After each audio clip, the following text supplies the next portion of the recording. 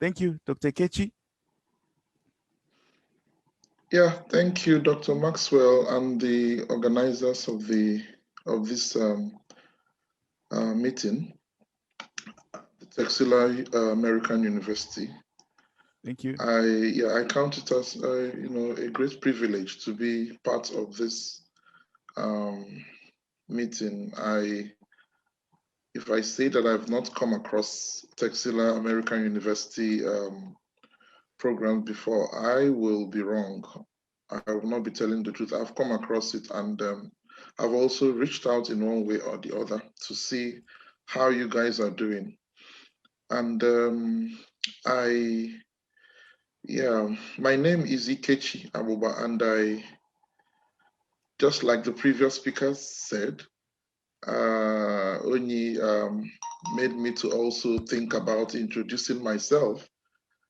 I was born in a university environment, so I am like a university child, because all this while I've been in the university mostly. My parents were university staff at University of Nigeria, and I happen to be the last child, the sixth child of my parents, and that was where the whole idea of agriculture and agribusiness came about. And permit me to just say this, that the topic of my presentation is growth strategies in in businesses. Growth strategies in businesses. How can we employ growth strategies in order to make it in business? So while I was growing up, I saw agriculture as something that was an adventure. Lots of people were running to study medicine and engineering and law and pharmacy, those professional courses. But I was gravitating towards agriculture, and it was like something queer, something that is unacceptable. The young persons. I went to the same secondary school with Chimamanda Ngozi Adichie, and I saw late Professor Chinua Achebe's house. Then I was still a kid. I saw these great people around. The Okonjos, I met them, and I never knew what was happening to me, that I was meeting great people who will be great tomorrow. And thank God that I am also great today in my own sphere of the agriculture sector. Now, I went to study, I applied for agricultural economics at the same university, and I earned a PhD after my master's degree and after my first degree as well. And before I defended my PhD, I was already selected as one of the persons who will present my research findings in an international conference in Asia. That was Malaysia. And I went to Southeast Asia. That was my first international trip.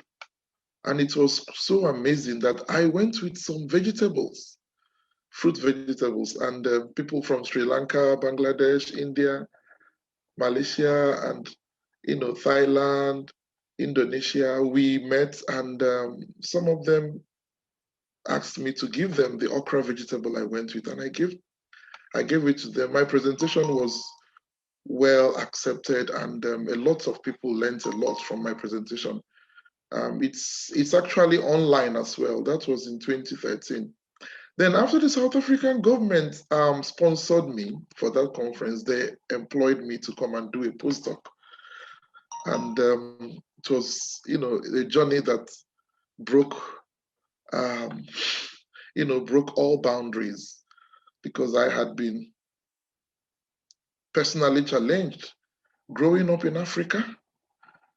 And, unlike, what the previous speaker said, he grew up here in the UK. I am in the UK at the moment. But he grew up here. But I grew up in Africa, did everything in Africa, and I am also employed in an African university. So you can see the same Africa that is bedeviled by poverty, and food insecurity and other developmental hurdles. So Africa has been grappling with poverty, and the same Africa is where we have scaled through, and we are enjoying seeing transformation, unlocking from all aspects. So now, after that, I also traveled to India. I saw India, and my trip to India was short-lived. I will not go too deep into that. Now, I have slides to share. Let me quickly get to the slides.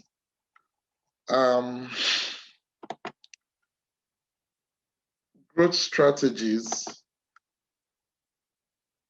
in a business. I have seen a lot of businesses. My first trip to the United States of America was from South Africa in 2015. We went for a Farmer World Congress where we were looking at the global food security chain and how Africa will be able to feed the whole world by the year 2050. So we were brainstorming at that session at the IFAMA World Congress. That's the International Food and Agribusiness Management Association. I hope my slide is showing. Has my slide shared? Okay, I guess yes, it has shared. Okay, cool. Yeah, thank you. Yeah, so hello. Why I'm actually talking on this topic is that every aspect of life touches on business. Yes, I'm good. Yeah, every aspect of life touches on business. Even in the sector, when you look at the sectors of an economy, the education sector, the health sector, the agriculture sector, the oil and gas sector, you see businesses that has to, touches on those sectors. Growth, definition of terms. Growth is a process of increase in size, stature, or status with desirable increases in various facets of life. And then what is strategy? We are talking about growth strategy.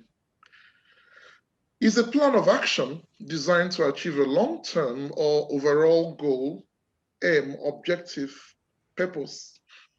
And then business is a person's or people's regular occupation, profession, or trade. And let's look at the overview of growth strategy. A growth strategy is a plan of action to increase a business market share. Permit me to talk about how Africa is thriving through, some countries of Africa are actually growing faster than the others. Yes, Africa is about 54 countries, and it's comprised of about, multiracial, multi-ethnic, everything multilingual aspects of the continent. Why am I talking about Africa? I'm talking about Africa because Africa is my passion. Like the previous speaker said, that you need to identify your passion and then stick to your passion. And that is absolutely why I'm talking about. And at this time, the African Union has come up with the African Continental Free Trade Area, and which is trying to regulate trade, intra-Africa trade within the regions of the sub-Saharan Africa. Yes, Morocco is not in sub-Saharan Africa, it's a country in the northern part of Africa, and they have been enjoying transformation of their economy through the automobile sector because they were able to build, they welcomed multinational companies to come to the country and invest, and also help to transform the economy. And that is one of the strategies of the African Continental Free Trade Area, to build multinational companies all over Africa. Yes, the SADC is breaking forth. South Africa, Botswana, Rwanda, well, going up there, Eastern Africa, yeah, that's where Rwanda is also in SADC and also in Eastern Africa as well. Now, Kenya and Ethiopia. Ethiopia is one country that is advancing. Their businesses in agriculture is actually excelling greatly. So, and if the business of Africa, if the enterprise of Africa must expand, if Africa must experience growth, not just Africa, if Asia, of course, most of the Asian countries have been advancing with respect to their economy. And that takes us to economic growth. What is economic growth and what is economic development? Economic growth and economic development are not the same. For you to understand what economic growth is all about, you have to look at the indicators of economic growth, and the easiest indicator is the GDP, and you can say this economy has grown. But most economies that have experienced, some economies that have experienced economic growth, some of them do not even have economic development. And what's economic development? That is to take us to comfort, standard of living. And some countries, like where I am, you see things are so easy with respect to social infrastructure, power supply, food, food security, and among others. Comparing it to where we are from. I'm talking of the African that is a great Africa that we are looking at, believing that Africa will break forth on a greater dimension.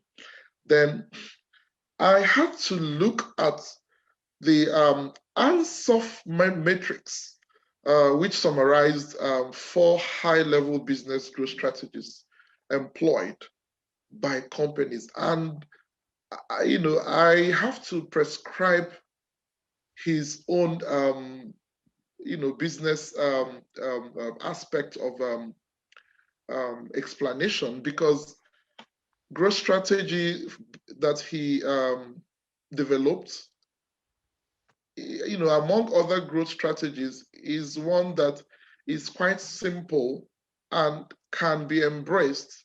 And most businesses and companies or parastatals or any setup or establishment can actually experience growth. So, but I would like us to look at some other strategies that are not the 4, first of all, to see how they can also contribute to that. So now the strategies for the growth strategy, which is 3, you can see this pie chart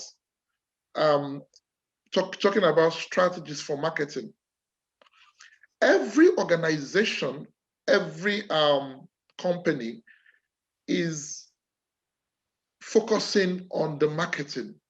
How can you produce without selling it out? Like the previous speaker was talking about branding. That was actually, the climax of every growth strategy, because like I mentioned, that every sector has a business side of it, and most businesses, from this dimension that I am talking about, is actually, will definitely help to have poverty to a reasonable extent. Of course, it will help in helping the practitioners or the key players to also drive transformation by providing jobs for people who are jobless, who have already been trained, and also even in this age of the 4th industrial revolution. Now, the first strategy is strategy for human resources, which is strengthening business foundation and improving services, and strategies for new branches, securing profit and speeding up the process of opening new branches.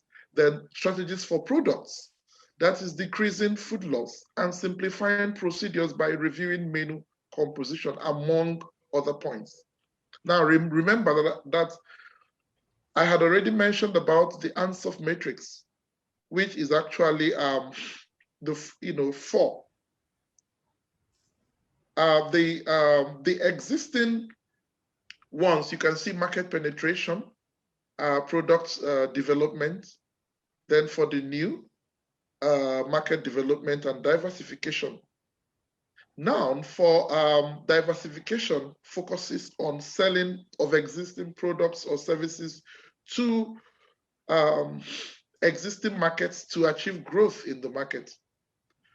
And then the second one is market penetration, focusing on developing new markets or market segments for existing product services. Now, there are products that are already on ground, that are existing. Now you can place these product servicing firms wherever they belong. And then also for market development, it focuses on developing new products or services for existing markets. Now, and lastly, market penetration focuses on development of new products to sell into new markets. Then we can also see another strategy, this is a diagram that explains how a flow from startup to initial growth, from initial growth to rapid growth, from rapid growth to continuous growth, because we are hinging on sustainability, not just to develop a product, not just to set up your company, but to set up a company that will stand the test of time. To start up a business or to start up an enterprise, we need to define product and market niches. We need to design the business model. We need to develop business plan. We need to develop, establish management team. We need to safeguard competitive advantage created by the brand. We need to also differentiate our own product, and that is bringing in branding. And these are the dimensions of the principles of marketing. Now, initial growth aspects: gaining market share, ensuring product differentiation, acquire repeat customers, broaden channels, revenue and management team, and then train of staff. And then that takes us to rapid growth, because there's a time when growth has to be rapid. Recreating of product and competitive strategies, because there's competition in the market. There's like a fight, and of course the competitors will keep trying to become the head. Who will become the head, depending on the type of the structure of the market, and then broadening territories, and then establishing conviction in growth among staff. Then continuous growth, which takes us to stability. Establishing a stable business system, maintaining growth strategy, determining an innovation system, and facilitating flexibility and speed. Yes, it is true that I'm an agribusiness expert. It is also true that I'm a university professor and that I am also a youth mentor. But I will tell you that when it comes to setting up businesses, we must have to be very objective. Like the previous speaker said, we must be very intentional with respect to this and we know that Africa, which is my passion, has lots of small holders. Lots of smallholders, about 70%. Well, some researches we've carried out at the continental level has explained about 60% of smallholder, especially in the agriculture sector. We have smallholder farmers, and every intervention that must be provided for them or made available for them must have to,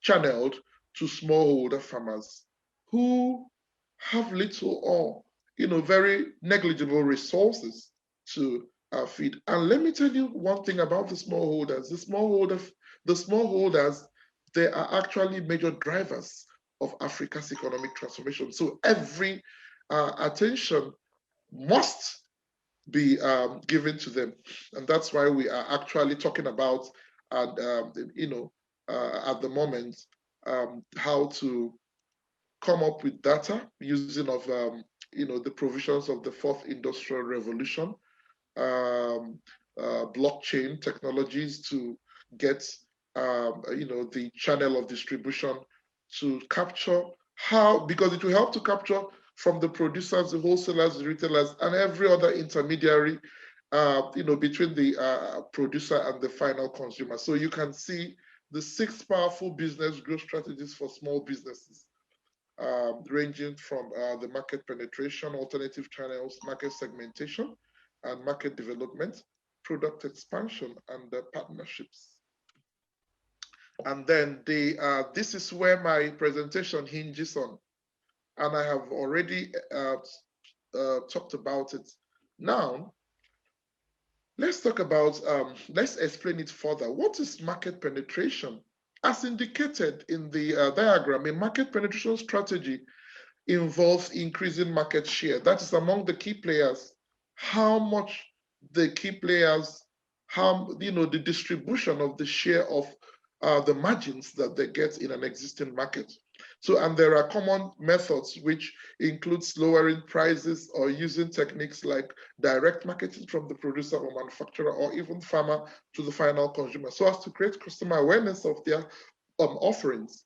Now, market development as well is also entering a new market with existing products. Like I said earlier, a new market can refer to a different geography that are looking at international expansion. You want to expand, like the regional trade agreements in Africa at the moment.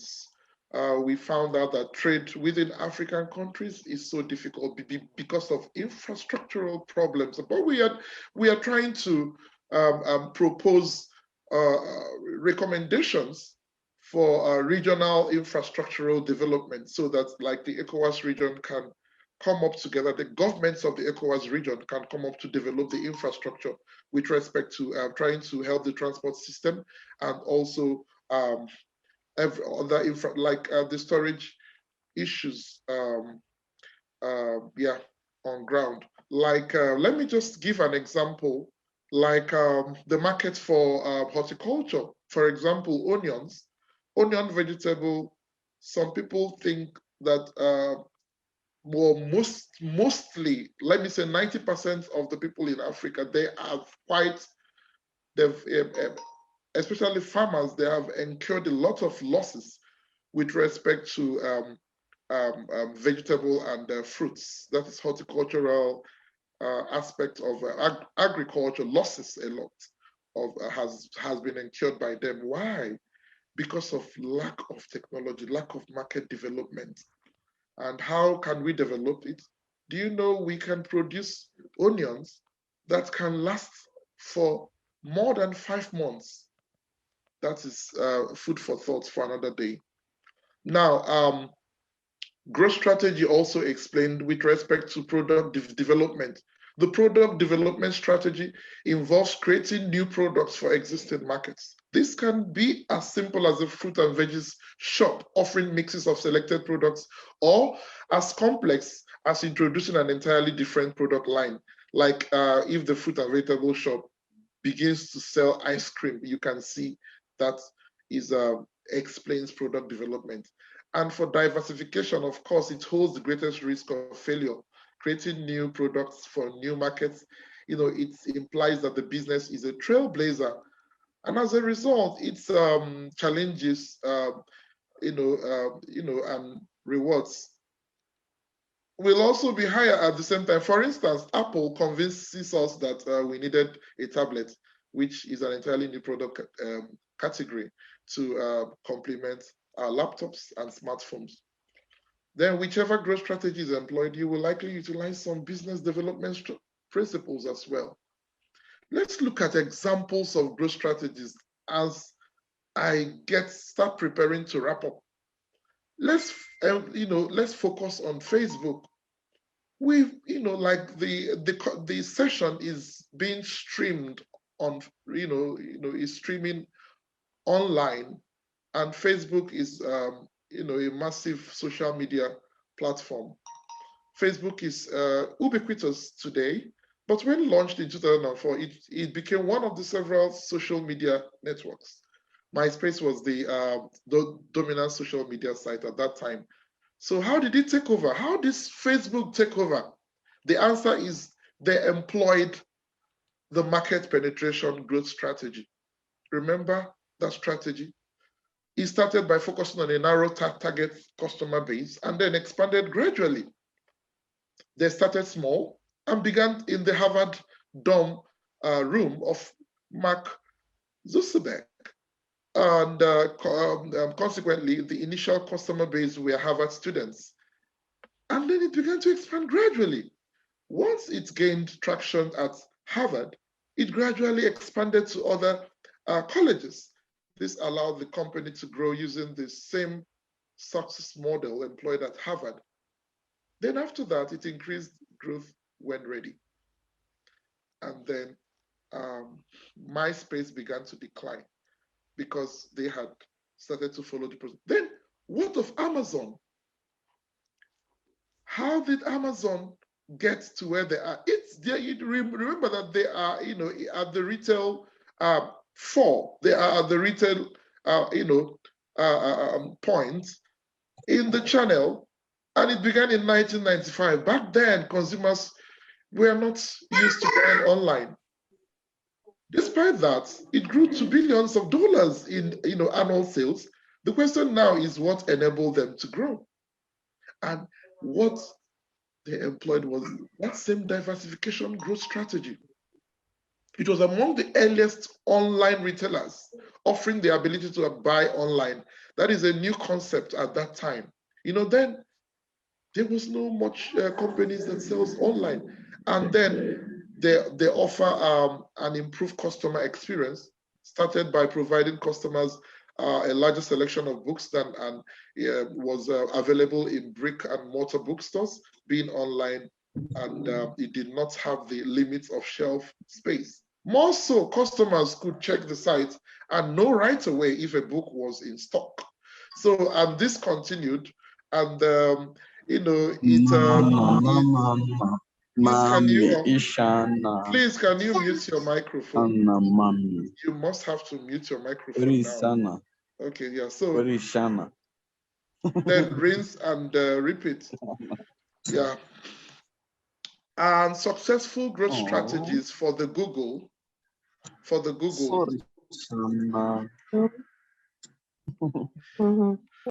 Somebody's mic is on, and that is not good. That's not a good idea. Mr. Manakanda, please, could you help us to put the microphone off? If you can mute them from there as a host. Thank you. Doctor, can proceed.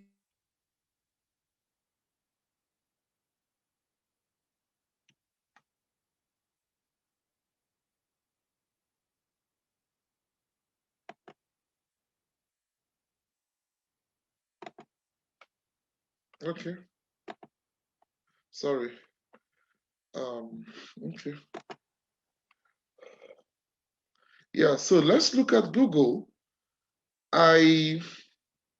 Google is very popular, that it connects us now to most of the social media platforms.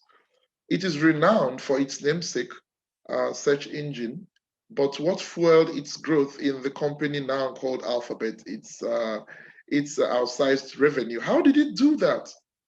That was our product development growth strategy. Remember that I had mentioned that product development, I used an example with fruit and veggies market, starting to going beyond just that to selling of ice creams. So that same idea, Google started a business to consumer company, offering a search engine, but it needed a source of revenue to achieve the revenue. And it developed a new product, AdWords, targeted to businesses that had to pay to advertise. Tailor the product to the consumer. That was one of the steps that they took. They tailored it. You know, when you tailor your product to the consumer, what does it mean? Going from a business to a consumer to a business product required a new set of capabilities designed for its business to business audience. And after that, the new products should complement existing products. The AdWord had to complement with what the Google was also doing initially before bringing that in. And it's helped to safeguard the speed of its search engine and also offer text ads which loaded quickly and looked like the other search engine results.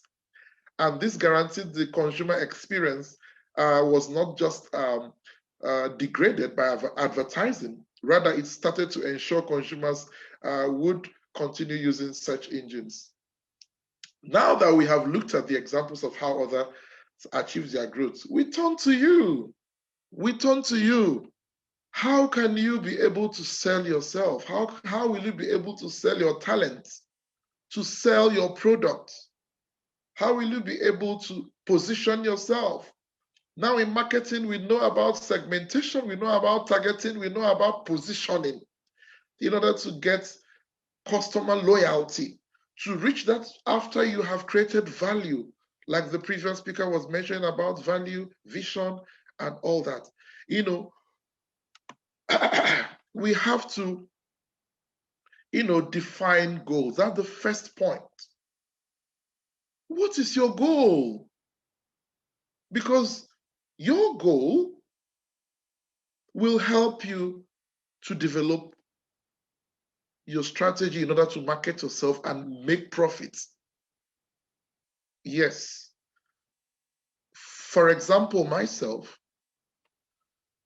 as my portfolio as a professor, my portfolio as a researcher, my portfolio as an agriculturist, and even in the farming area, in the farming space, I am also into farming. Even if I'm not doing farming, I am also coordinating farmers who are facing lots of issues. There are climate change issues with land fragmentation, lack of resources, trying to recommend to governments to get attention of government, especially in Africa. And then in my space as consultant, being in the consultative space as well, networking with leaders here and there to see how we can bring about transformation in one respect or the other, not just in the agriculture alone.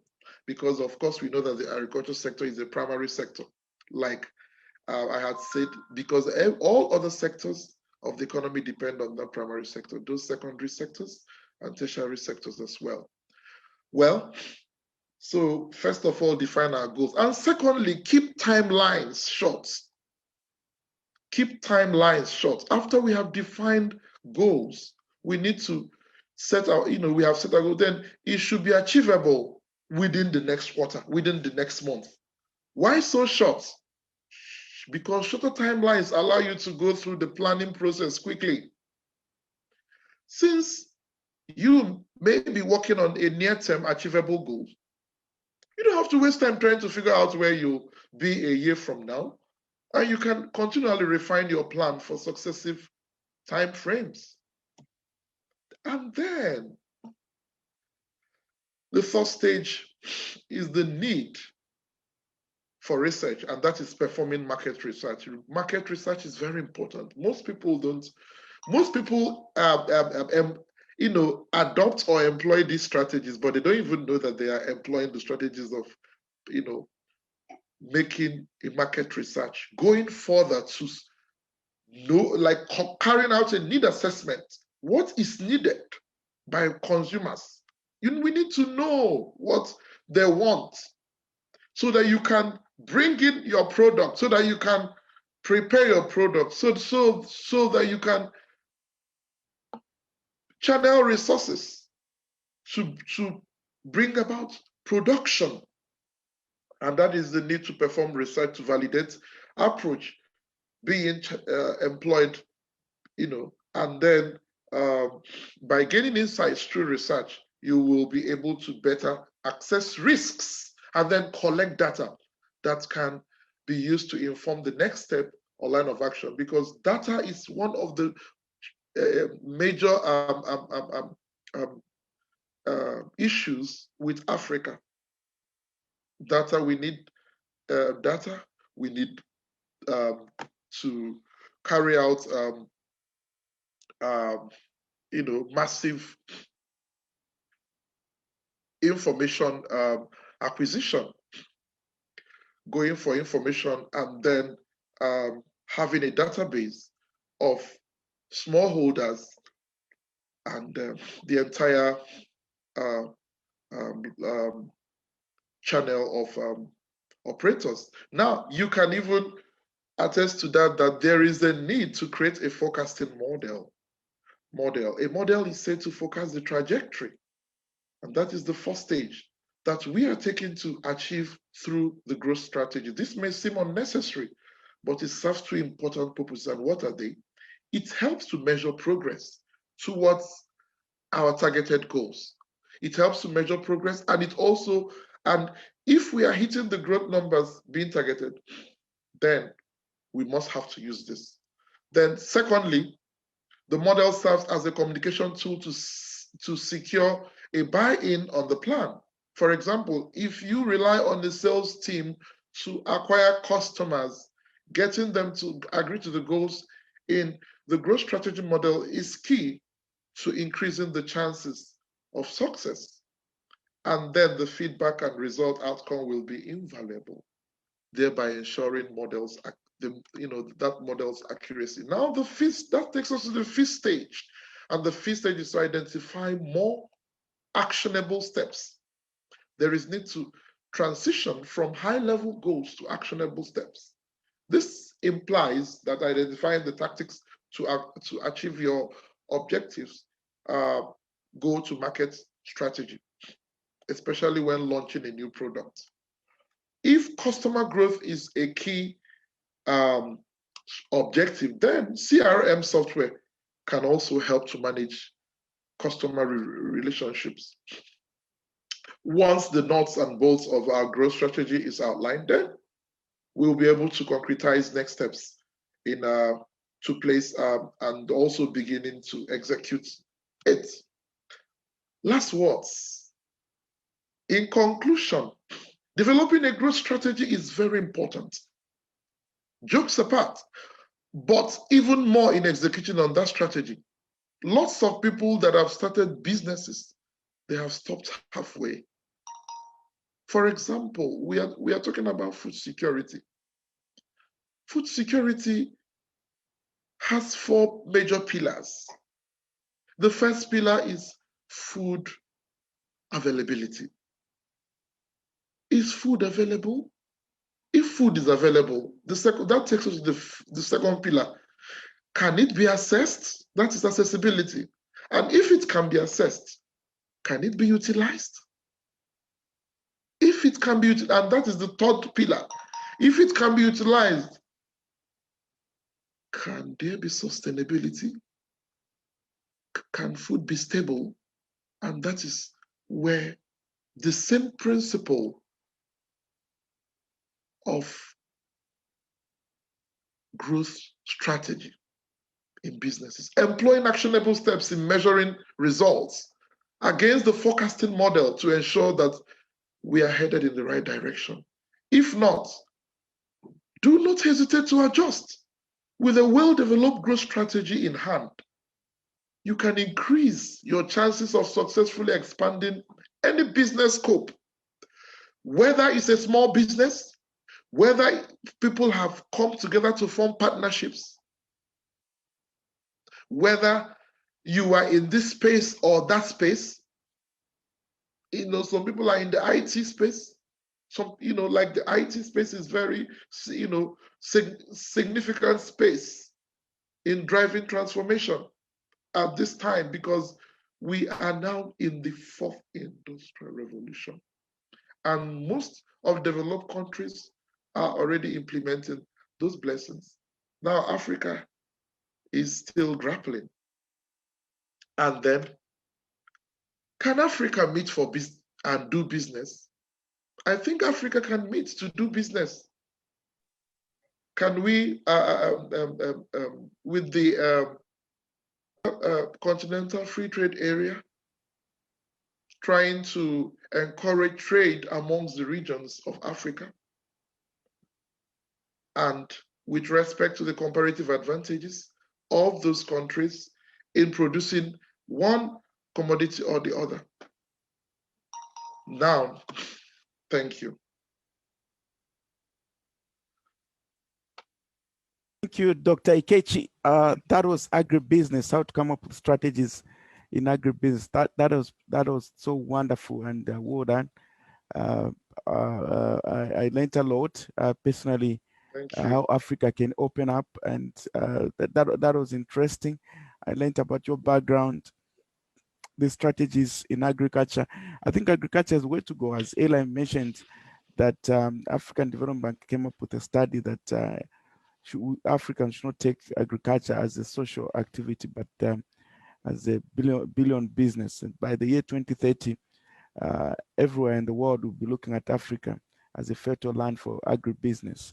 So when we talk about agriculture, it's not about you being at the farm. You can tap into a lot of products. You can do agri-equipment, you can do agri-chemicals, you can do agri-human capital. There are a number of issues, but we need to concentrate on that. Thank you so much, Dr. Anesta